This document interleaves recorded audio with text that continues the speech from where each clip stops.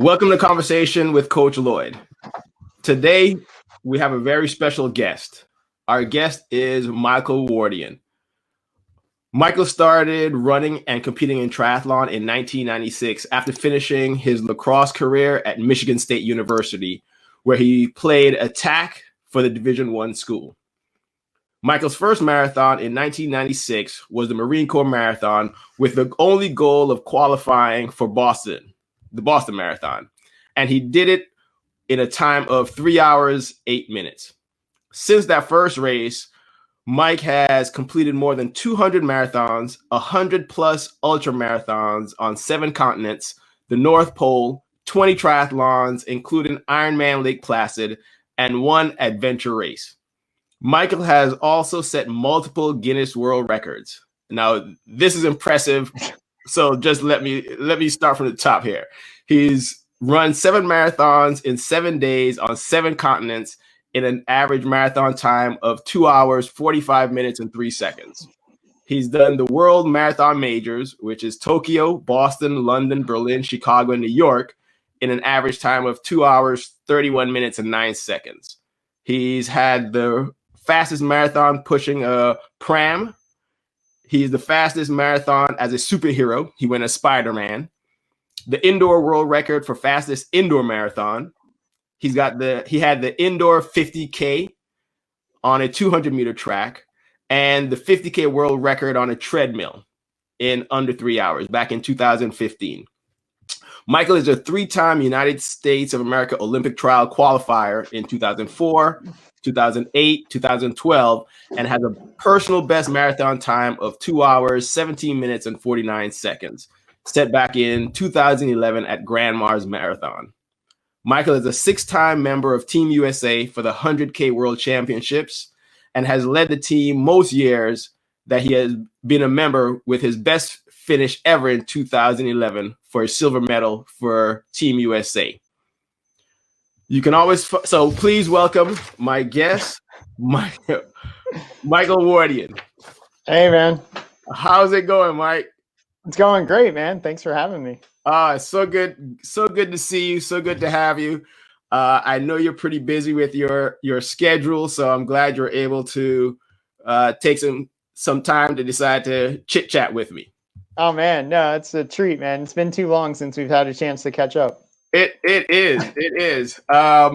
So I know the last time I remember we met a long time ago when we were both doing Comrades as well as a follow-up marathon in Ethiopia on back-to-back weekends, where somehow we thought that was a good idea. Let me start with your experience at Comrades. I had a guest sometime back, Jeff Horowitz, who also did Comrades. So let me start there. How was Comrades for you?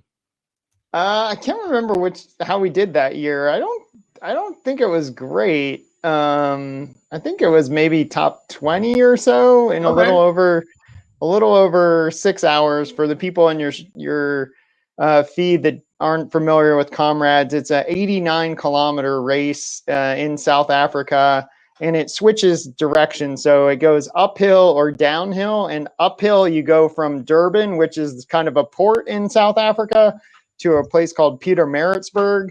And if you go downhill, you start in Pietermaritzburg and you run down to Durban. And it's funny. They say uphill and downhill, but you get the hills either way. It's just, do you get them, at the beginning or towards the end? And so, I think it went relatively well. And then, you and I and Jeff, actually, we went to Ethiopia. We went to Addis Ababa and we ran a marathon there to help raise money for a charity over there. So that was a fantastic experience. I got a little bit sick before the marathon. So I think you and I were kind of the only people that ended up doing the marathon. And I was quite sick during it, but I was glad you were chasing me so that it helped me get to the finish line. Yeah. Yeah, that was an exciting experience. It was definitely an experience. Yeah, I will never forget that experience, and feeling that bad going into a race, I think, is only happened on a handful of occasions, and it was nice to make it around the course, especially Addis is one of the highest capitals, I think, in the world. So dealing with altitude and then also not feeling good made for a pretty tricky day, but we got it done, man. We did. I was very surprised and proud and excited all at the same time. Yeah, for sure. The altitude was just like, whoa. It was legit, man. Yeah, I mean, until you experience running at altitude, it's like, oh yeah, now I get it. Yeah, I see why folks train at altitude, then come back, and it's like your lungs are amazing, and you can do some really great times. Yes. Following that, like if you can run at altitude and come to sea level, you're good to go.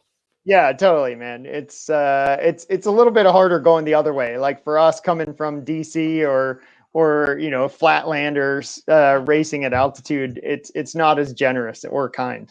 Yeah.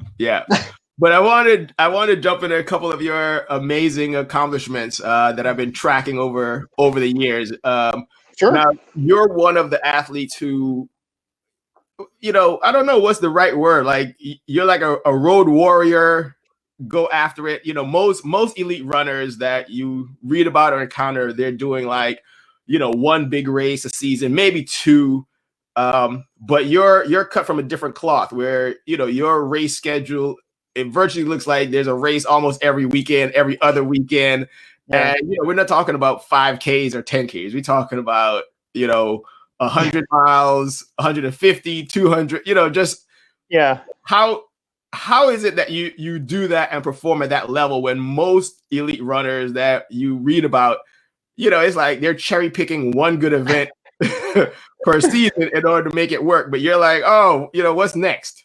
Yeah, I mean, I think that's just my makeup. I really love racing. I love competing, and I want to take advantage of all the opportunities when they present themselves. So I think that leads to me, being out there quite a bit. And also, I don't specialize on a certain surface or distance. Just for example, in the last 2 weeks, like last Saturday, I ran a 100-mile race that I jumped in on like the Tuesday before, just because I didn't know any races were going on.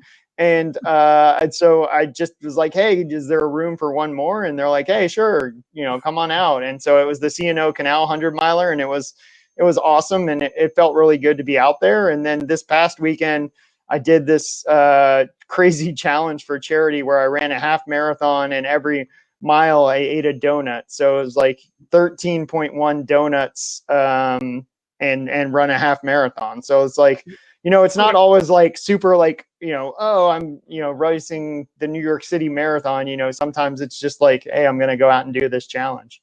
Now, wait a minute. How did the 13 donuts work with you? I know you run a pretty, legit nutrition plan, and you. Oh my God, man! Yeah. So I'm a little confused about you and 13 donuts in a sitting.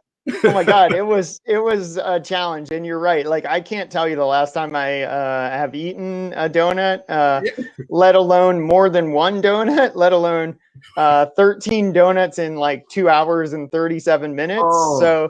So yeah, it was, and I was shocked, man. I thought it was going to be, a little bit troublesome and a little messy. And I was surprised, like I was able to, put them down pretty solidly and pretty quickly. And I had my buddy Brandon that was running with me. He's the owner of a place called Dewey Beer Company in Dewey Beach. And so he let us like host it. He hosted it for us, and we had like our donut set up, and he was going to do it with me, and he ended up tapping out around 6 donuts, and because he's really healthy too, and he's just like, dude, I can't do it. He's like, I was like, I don't know what's going on, but it's working. So is it so every mile at like every aid station with every mile marker you take a donut? Yeah, well, actually, you start. It's kind of like a beer. Have you ever done a beer mile or no? I've seen them. I haven't done one yet.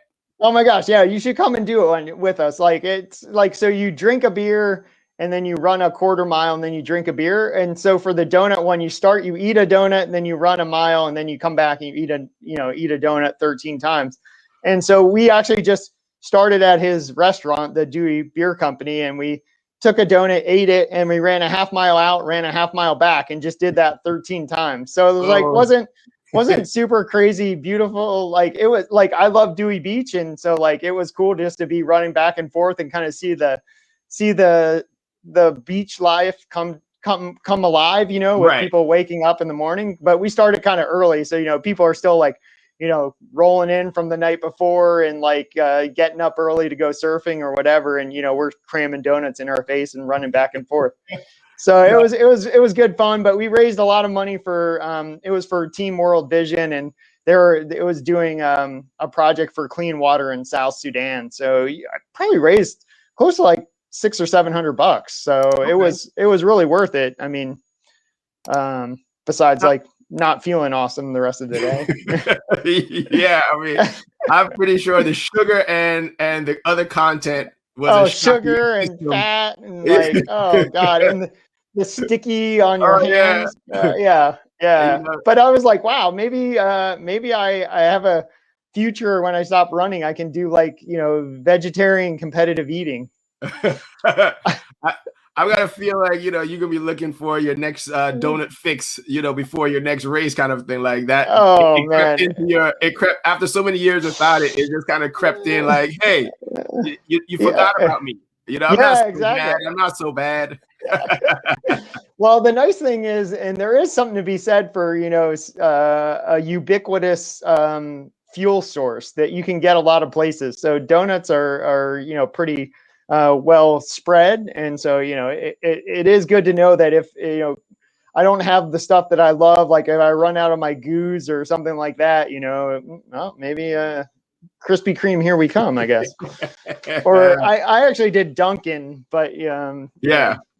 Those I was trying to go for like, you know, full sized, but you know, very minimal, right. You know, not like jelly or like Boston cream, or especially like, I was looking for vegan donuts and it was just like, I couldn't get any. And then I was like, oh, maybe I'll make my own. And then I was like, well, that kind of, you don't want it to be something that other people can't have, right? So your special vegan donut. Yeah, exactly. Everyone would be like, "Oh, those aren't real donuts," you know. Yeah, that is true. Yeah, you know, a healthier version so that you can still perform. Nope, that would have gone against the plan. Yeah, exactly. Now I noticed that a lot of your endurance events, you know, a good portion of them seem to tie back in with some either local charity or a national charity. Now, is that by design? Do you look, you know, how does that unfold? Because it seems like a lot of your runs, I'll see, you know, a charity partner where you're raising money with all this running. Yeah, I mean, I think that's actually been something in the last couple of years. I'd say for the first bit of my career, I think I've been doing this about 25 years or so. I was not doing as much stuff with charity. Like I would do stuff, you know, randomly, or I'd be in a race that, you know, was to raise money for a different cause. But I think I've tried to be more cognizant of like how I can use my running to help more and more people. And so if I can do something where I can partner with a like-minded charity, like I've done stuff with St. Jude's. I think you were there when we were going for like the Elvis World Record, and I want to do that again. I think they're a great charity. I've done stuff with World Vision. You and I did some stuff with the kids in Ethiopia for AIDS orphans.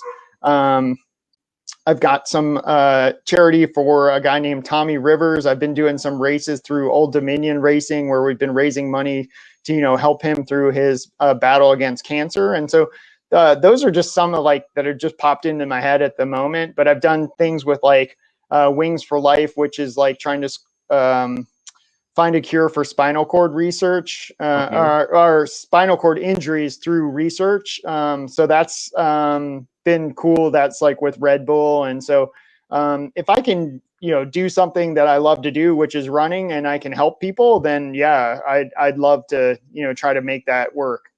So, you know, so do you reach out to these organizations, or they kind of find you, reach out to you, or you're like, hey, I'm jumping into a 100-miler on next weekend that just popped up. You know, is there a charity that I can, you know, associate with, or do you have like a wait list, or, you know? It depends. Like sometimes the charities will reach out to me because I have a little platform, and so if there's a chance where they can get some exposure, then and hopefully my audience has been really cool about supporting some of these causes, then that's great. And then other times I'll just be like, oh, I think you're doing a really good job, and see if I can do something with them. So that's been really cool. Is like the ability to leverage what I do and to help get their message out. Okay. Well, let me jump over to, some of the races that you've done that are still on my bucket list. All right, let's do it. So I saw that you did the 7 marathons in 7 days, 7 continents. Yes. Is that on your bucket list? Well, I mean, all 7 continents have always been on my bucket list. Oh yeah, man. Until I saw you do 7 in 7 days, that that time frame was never, something that you could totally do it. But you would crush it with your experience and know-how doing the types of endurance events that you do. It's really it's like, and you're a good traveler, so, and you're pretty easygoing, and so I think you'd have a really good opportunity to do that. But yeah, I've done it's called the World Marathon Challenge, and I've done that twice actually, which is crazy to do a once in a lifetime thing twice. But I did it in 2017 and then also again in 2019 and won it both times. And I feel like it's if people have the opportunity and are interested, it's one of the events that I have prized probably the most of anything that I've done as far as adventure, because you're just basically on this plane and it's kind of like a stage race where you are hanging out with the same people and you're kind of struggling together, and and then just the chance to visit all 7 continents. That was, like you were saying, that was a dream that you had, but that's been a dream of mine for a long time. And trying to get my family to the different continents too. So we've got 2 boys, Pierce and Grant, who are 14 and 12, and we're really close to getting them to all 7 continents. So it's not just a dream for me, but also to bring Jennifer and our boys to these places. Now, is something that I want to do. You said it was kind of a staged event or stage race. So walk me through the logistics of that, because I've done a race and caught a plane and gone and done something meant to be a couple of days. So I'm still logistically wrapping my head out of okay, I'm in South America and I'm on a plane to Europe, or each flight alone is they're long, 12 man. plus hours. So how does that all work out?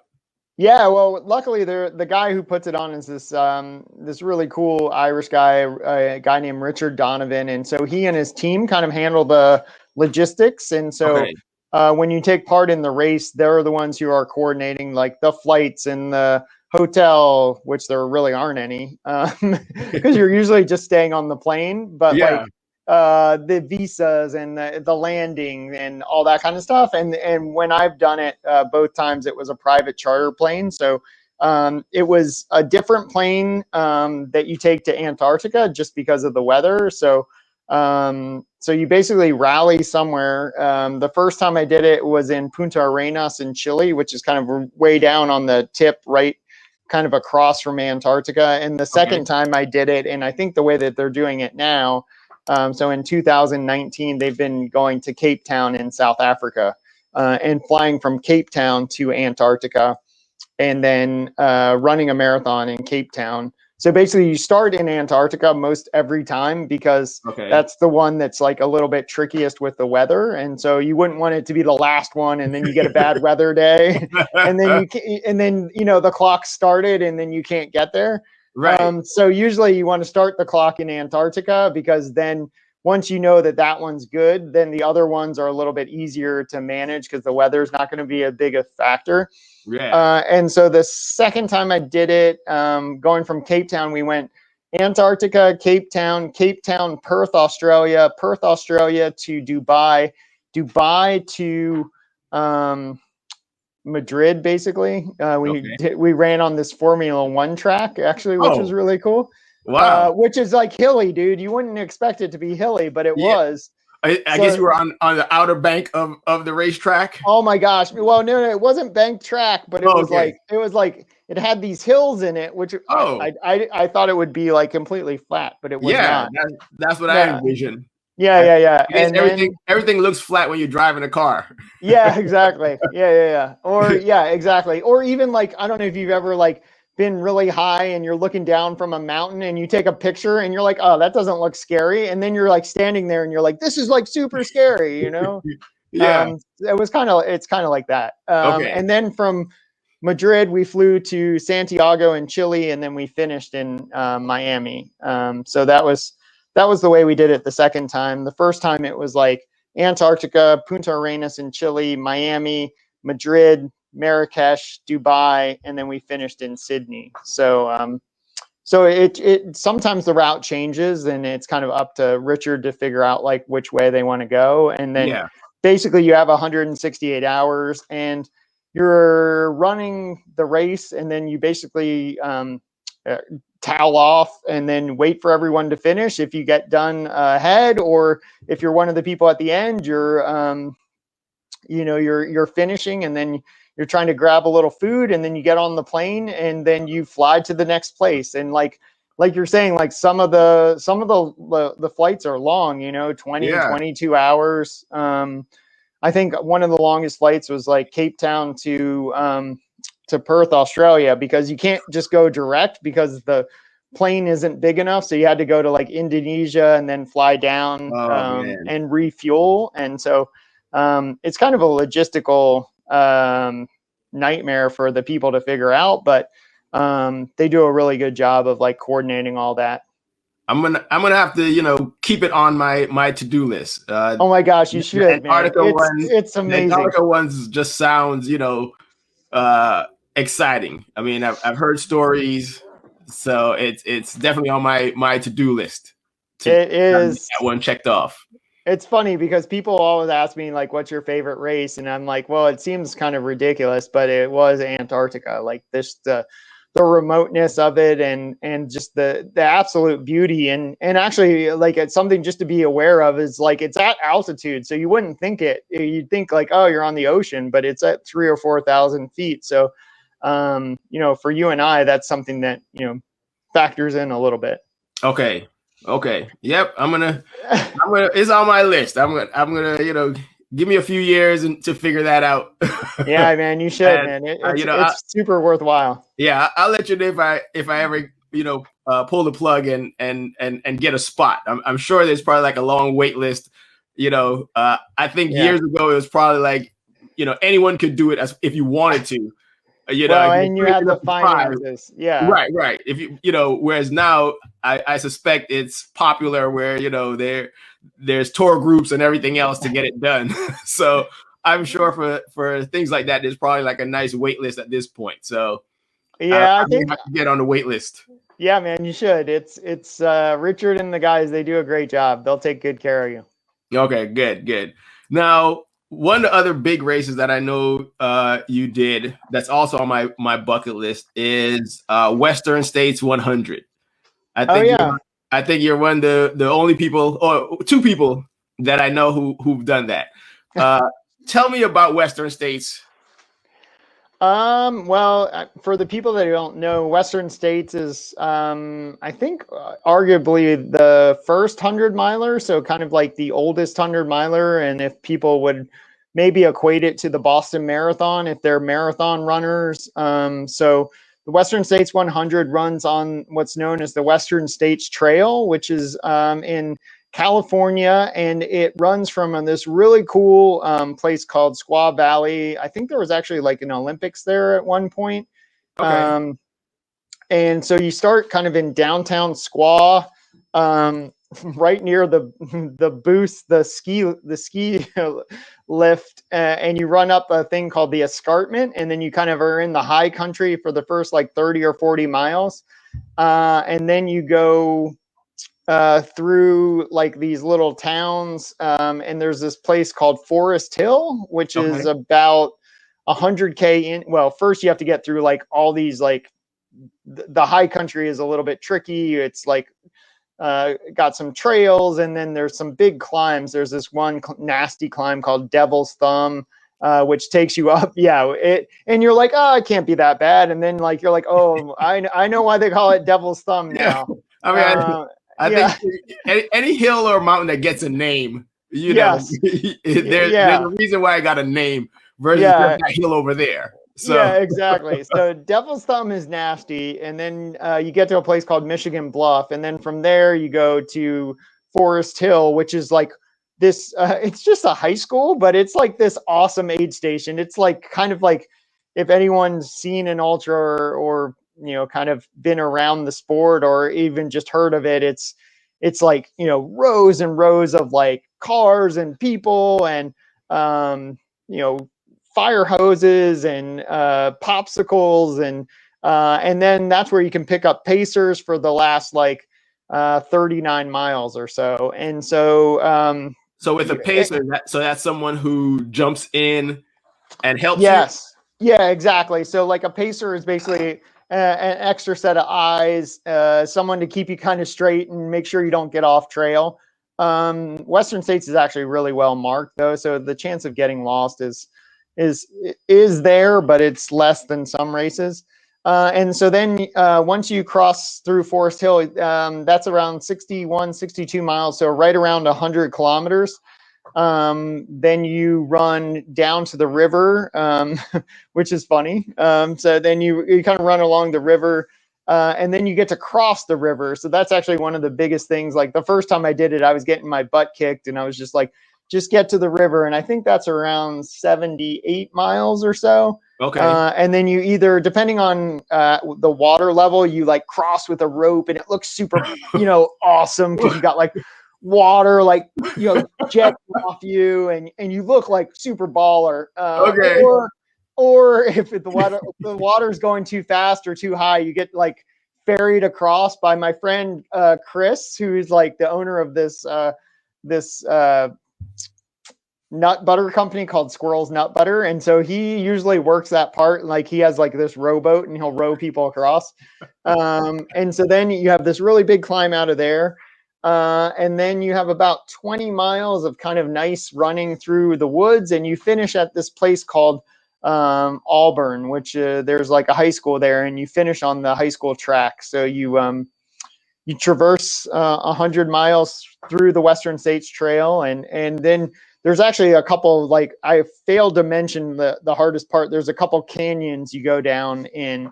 So those are really, really hot and those knock a lot of people out. But those are tricky, and it gets so hot because it's also like in kind of the third weekend in June. And so it can be really hot, and the canyons trap the heat, and so you got to kind of make it through there, and then you finish on the track. And the race started because this guy named Gordy Amesley, he was it started out as like a race that you do with a horse, like 100 miles on horse, and his horse got lame the night before the race, and so he told the guys like, hey, I'm going to run the race. And they're like, sure, dude, whatever. And they're like, as long as you finish under 24 hours, which is the cutoff for the horses, then you can do it. And he's like, okay, fine. And he ended up doing it and made it. And so that's how the race started as, so it's cool. It's like, you know, a lot of these races, you know, have like funny stories on how they started. And I think that's a great one. Now, so with that horse, you know, him trying to do the race that the horse was supposed to do. Yeah. I think you did one where weren't you racing horses? Yeah, man, I did. I did a race called Man vs. Horse in Wales. It's the oldest, supposedly the oldest horse race, you know, where people raced against horses. I think I did that in 2019. And it was awesome, man. I think it was like 22 miles, and you get, you know, the horses and the people kind of start at the same time. And and yeah, I stayed ahead of the horses for most of the day, but I got caught up by the horses maybe around 17, 18 miles. And then we ran together for a couple miles. And then I think I was like third person and like maybe sixth overall. There was 3 horses that came in ahead of me, but it was amazing to race against a horse. And the one advantage being a person was like the horses had to like come into some checkpoints to make sure their heart rate doesn't go too high because they can't just slow down. Okay. So like if they went into an aid station, we could just keep going, you know? And so, but like if it was flat ground, man, those horses were so much faster. That's what I was trying to, when I saw it, I was trying to figure out, I was like, how is this a competition? Like what am I missing where it's even like the horse, you know, people may actually win this, you know? And so there's a couple ways where people win. So it doesn't happen often, I should say, but there are ways. So if it's really hot, humans are better at sweating than horses, so the horses can't go as fast. So that's one way. Okay. The horse's heart rate gets too high and they have to slow down. The other way is that the horses are really good on the flat and the up, but on the downhill, I was actually faster than the horses, which doesn't make sense, but they're really careful about where they put their feet, and we can be a little bit more reckless. So like, so like, as long as you're willing to be, and I'm not even as reckless as some of the guys. Like, so if you're a little bit, you know, able to be reckless, like you can pick up some time on the horses on the downhills, which I was surprised about.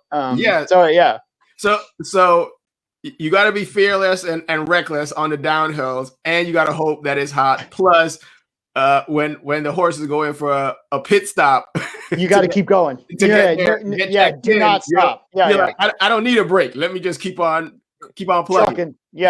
Basically, yeah. Okay. So that, but the tricky part is that Wales is not really hot ever, and it rains a lot there. So like you need it to be like an abnormal day with like high humidity and high heat. So like if it was a race here in DC, we would have a much better advantage than in Wales. Okay. Well, that's something to consider, you know. Yeah, exactly. Maybe we can talk to the stables in the DMV. Yeah, exactly. You know, it might catch on. Now you mentioned something earlier about going off trail, and Western States was a pretty well marked one. And I knew you did a race a couple years back called Barclay Marathon, where you know it. From what I read, you went off trail or something to that effect. So tell everyone a little bit about, you know, the Barclay Marathon. Oh yeah, sure, man. It's like one of my favorite topics for sure, and it's one of those kind of iconic races. It's set in a place called Frozen Head, Tennessee, which is not that far outside of Knoxville, Tennessee, where the University of Tennessee is. It's about 45, 50 minutes west of there. And it's just funny. It's just like a little state park, you know. It's like if people in your audience are familiar with, like, it'd be like having like one of the most famous races in the world at Great Falls or something. Like it's just like a small like state park, but it's got this iconic lore around it. And the race started because this guy escaped from the prison, this Bushy Mount State Prison, I think. And after 24 hours, they found him, or a little more maybe, and he had only gone like a mile because the terrain was just so gnarly and it was like foggy and he just kept getting lost. And so this guy, Lazarus Lake, decided, like, dude, he was an ultra runner at the time, and now he's like one of the most famous race directors. He's just this like curmudgeonly old like Tennessee dude. And so he's like, hey, I bet I could go further. And they were like, well, let's make a race and see. And so he's like, I could go 100 miles in 20 no, that's what it was. The guy was out for 60 hours and he went like a mile, and he's like, oh, I could go 100 miles in those woods in 60 hours. And so that's how they came up with the race. And so so each year, like 40 or 50 people descend on this little state park, and there's this race called the Barclay Marathon. And it's basically, if people are interested, there's a really good documentary that was on Netflix. I don't know if it's still there or not, called the Barclay Marathons. And basically you're supposed to run 20 miles every 12 hours. And you do 5 loops. And the tricky part is, and that sounds like, well, that's not very hard. Yeah, right. But the tricky part is each loop is about 10,000 feet of climbing. And then it's also not marked. So you basically just go in the woods with like the state map, and it's got like little, like he'll put a map out on the, around camp, and you kind of have to figure out where the books are. And so it's kind of cool. It's got all these like little nuances. Like if I was bib number 1, I have to, like, instead of having checkpoints, because you're self-sufficient once you leave camp. So like no water, no extra food. So you have to basically carry food for like 12 hours plus like, you know, supplies in case it rains or sleets or hails or whatever. And then the way that you check that you've been to all the places on the course is like, he hides these books in like plastic bags, and you have to rip the page out of the book that matches your bib number. So if I was bib number 25, I'd have to go to the book and, you know, rip out page 25. And so, and then you have to hide it back where it is. And so he hides them in like dead logs and under, you know, bushes, or, you know, in the river or wherever. It's like a glorified scavenger hunt. It is, except like it's really, really hard. And really steep, and it would just be a hard race even if it was marked. And so then, you know, adding in like trying to find it, and then, you know, and the race doesn't have a set start time, so like it's just kind of whenever he feels like starting it. So you like just get there, and he'll just like blow this conch shell, and then, you know, an hour after he blows the conch shell, he starts the race. And it's cool because like he's, you know, a crazy dude, and so instead of a gun, he starts the race with like a lit cigarette, and like and then when you know, it's like all this stuff. And then like when you don't make it, he plays like taps, and like, yeah, it's got a lot of cool tradition. I mean, so you don't know where you're going. You got to figure it out. There's no set start time. It's just, you know, he blows a conch shell and then lights a cigarette, and that's when it's time for you to just roll out. I mean, you know, if you're doing any runner, you've got a routine of, hey, you know, I've got to do, you know, you've got your checklist to prepare for any race. You know, like I'm going to eat my food at this time. I'm going to hit the restroom at this time, you know, all of your stuff.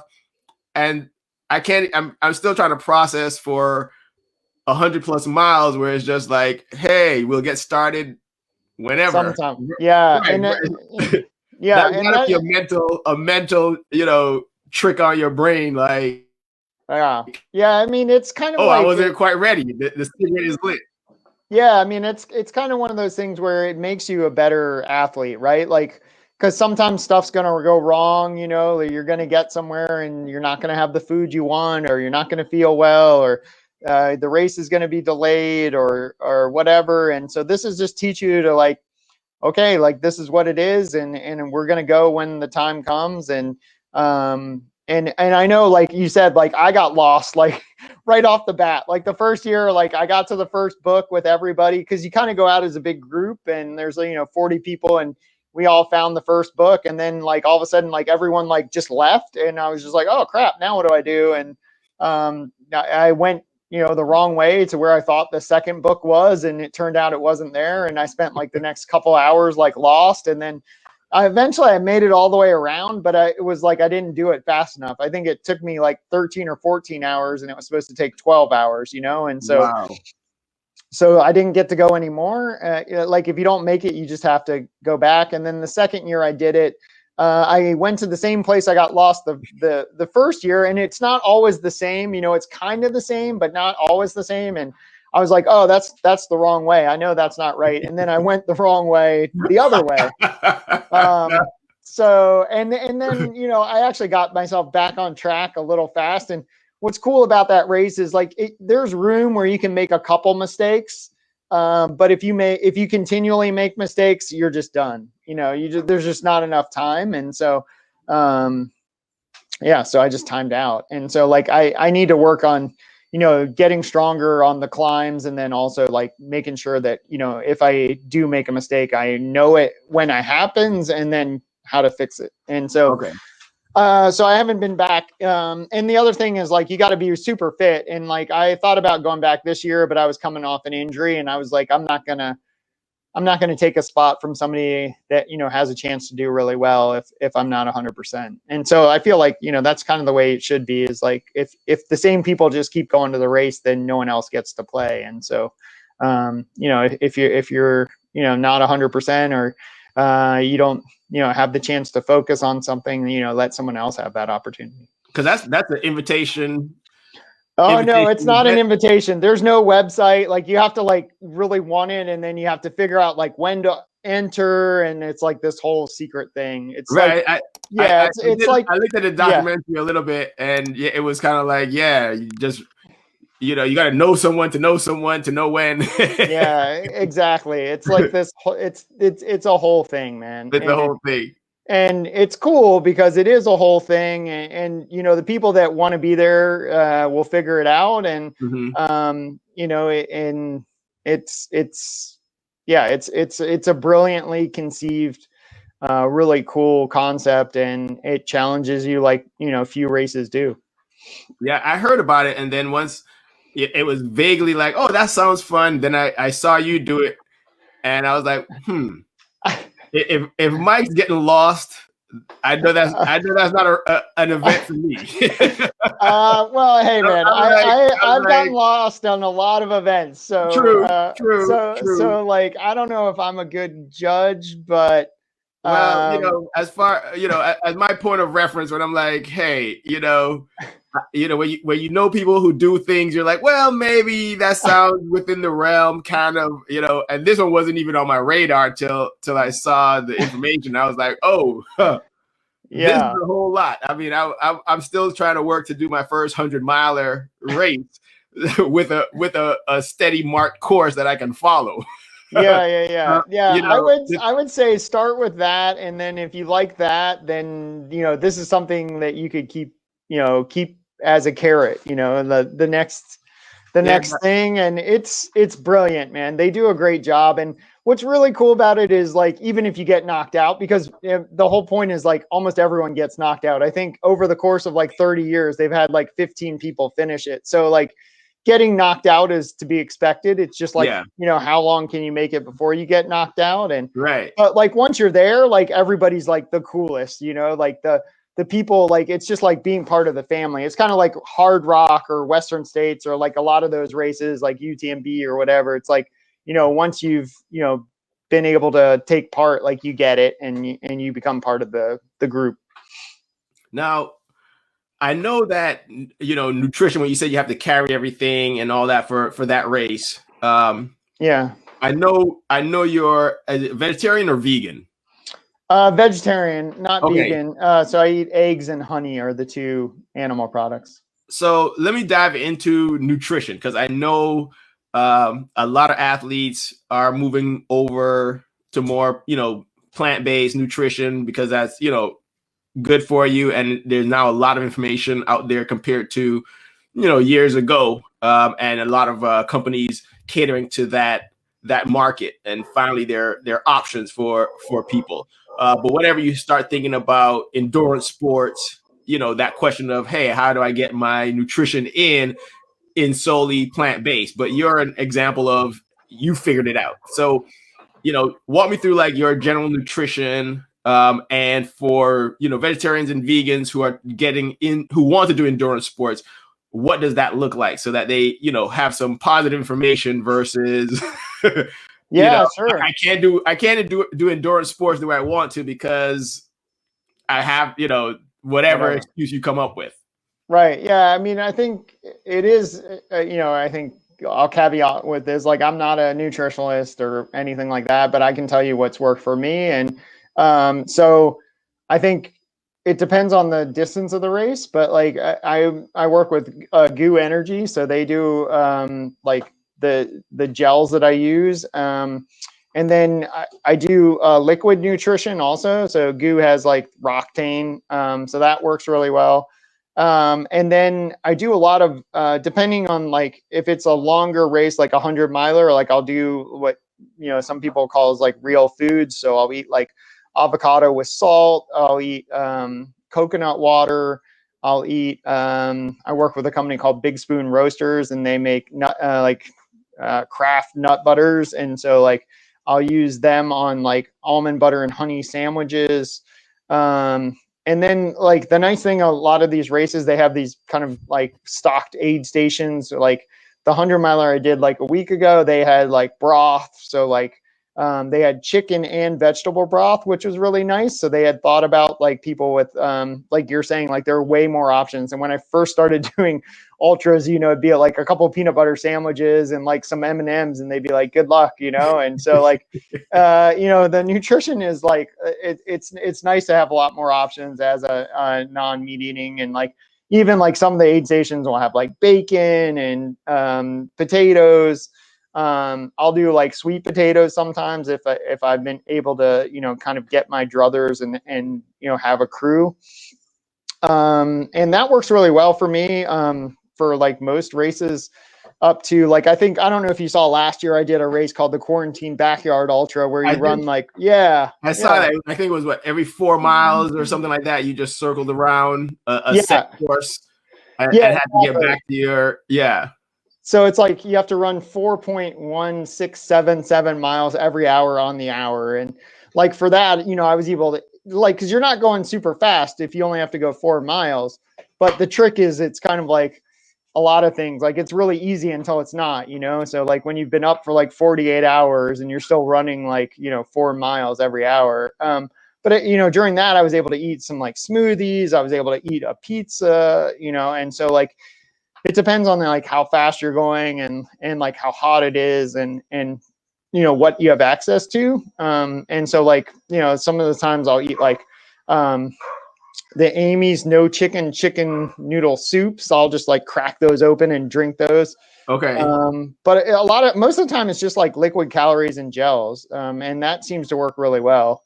But like, I think the biggest thing that I've told people that I coach is like, hey, make sure you have a lot of, and I'll drink like pickle juice sometimes, which seems odd, but like, that works really well. And it gives you kind of like a savory rather than so much sweet. And I think you probably know doing triathlons, like, especially the longer ones, like you're doing, like a lot of times you can do stuff for a long time and then all of a sudden it just tastes like razor blades. And so like you get palate fatigue and you're like, hey, I want something different. And so like having a lot of different options really helps. And even the one trick I'll tell people that I do a lot is sometimes I'll pack like a little toothpaste and a toothbrush in one of my drop bags at like 60 or 70 miles. So if you've been out there for like 12 or 14 hours and then you brush your teeth and you're like, oh man, I feel good. Okay. Really? Yeah. So like sometimes that actually really help, and it only takes a couple minutes and it makes you feel really fresh. Or even throwing in some like a baby the wipes. A baby wipe, and just kind of wiping your like back of your neck and like your underarms and stuff, and then making sure you have lube on, like that makes things better. I think I'm gonna try that toothpaste one at my next race. You know, I mean, oh my gosh, you should, man. It's not 100-mile or anything like that, but I think, you know, in my special needs bag, I'm gonna throw in, you know, a tube of toothpaste. It works really good, dude. See, you know, I'm gonna kick the tires on that one. That just sounds like, you know, my brain would have never come up with that. So yeah, it's good. It's a little trick. It also resets you sometimes too. It's kind of like changing your shoes and socks. Like sometimes you're like, oh, I don't want to waste like 2 minutes, but then you make up 20 minutes because you feel better and you feel like you can go more. So okay, yeah, I'm gonna try that now. Now with the 100-milers, you know, how do people go from, you know, I'll at least say a marathon. You know, if you're a marathoner and you want to progress up to 100 miles, what does that look like?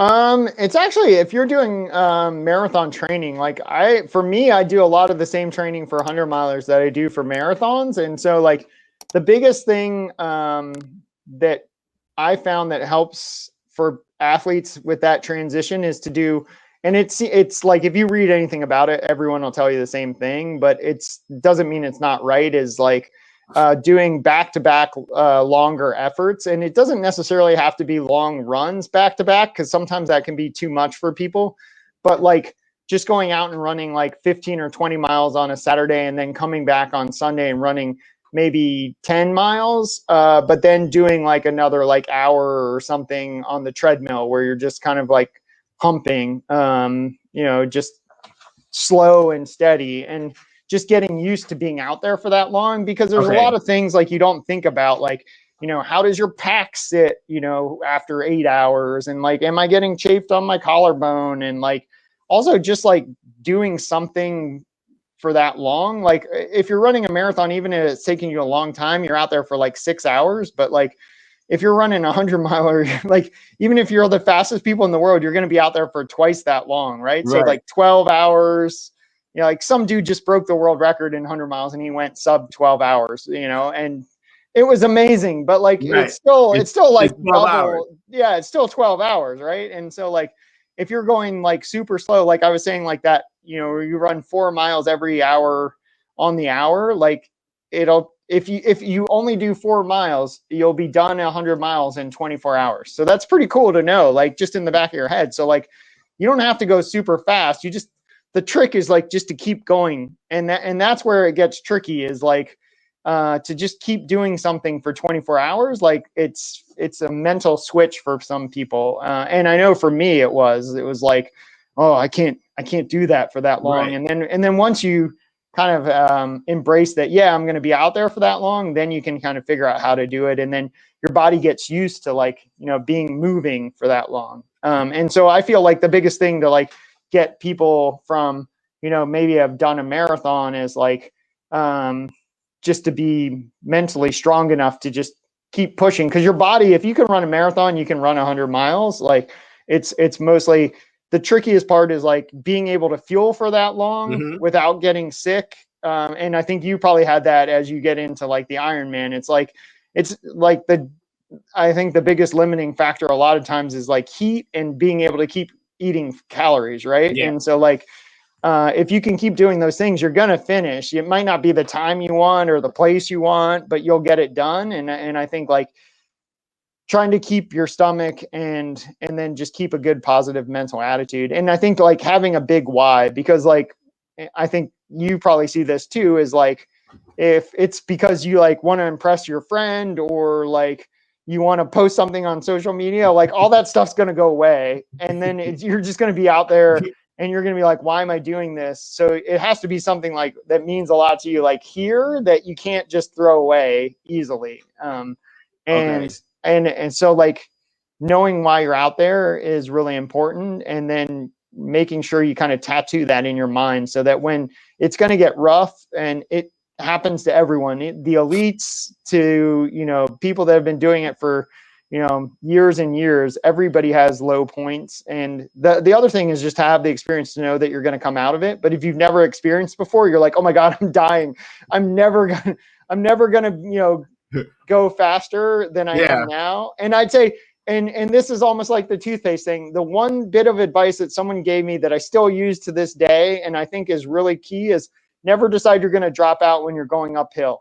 Like it's like one of those rules of thumb, but like every time you're going uphill, you're like, oh God. And then also the course is never going to be the same as it is now. So you're like, oh, I can't go on like this. And I remember in a race called UTMB in the Alps, I'd been climbing for like 3 hours, and I got to what I thought was the top, and it was a false summit, and I just broke down and started crying like right on the trail because I saw the summit.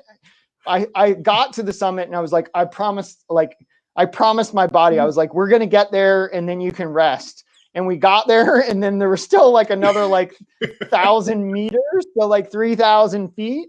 And I was like, oh my God, that's another 3 hours. And I was just like, I just was like weeping on my poles. I was just like, no. And like, it's really a big race. So like people are like passing me like, are you okay? And I was like, I thought we were done. But I was like, I'm not dropping out. Like, don't drop out when you're going uphill. That was the key to that story. Oh man. I know equipment is also, a big component, because I remember when I was getting ready for, to train for 100-miler, and I told you what I was planning to do. And I mean, you just shook your head like, wait a minute. So I remember you giving me like a gift box, like, hey, you know what? I can't have you going out with, you won't make it back, from the first mile. So, I know like having the right equipment, the lighting, I never realized how important lighting was. Yeah. Until I did that. I bought a bargain basement headlamp. Yes. And I remember when I told you about it, you was like, what? Yeah. He was like, hey, you gotta at least have this, Yeah. So I crazy. I would say that having a nice headlamp is changed my whole perspective on running at night. Like I used to hate it. I used to be scared of it and I would always suck. And like getting a headlamp that illuminates the trail so you can actually see where you're putting your feet.